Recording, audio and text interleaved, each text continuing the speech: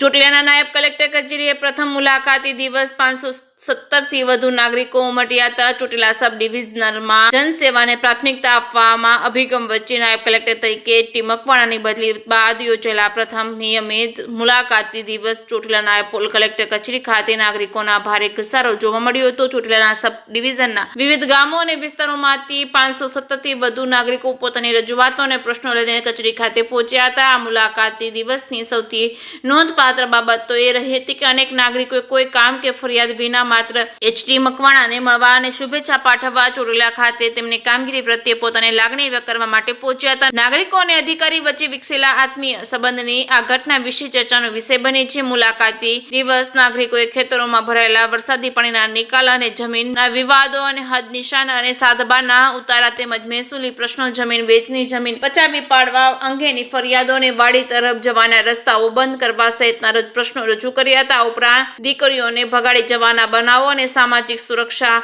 યોજનાઓ અને માતા પિતાના ભરણ પોષણ તથા વિવિધ જાહેર પ્રશ્નો અંગે રજૂઆતો કરવામાં આવી હતી. નાગરિકોની સંખ્યા મોટી હોવા છતાં દરેક વ્યક્તિની રજૂઆત ગંભીરતાથી સાંભળવામાં આવે તે માટે નાયબ કલેક્ટર ટી મકવાણાએ રાત્રે 12:30 વાગ્યા સુધી નાગરિકોની મુલાકાત લઈ તેમની રજૂઆતો સાંભળી હતી.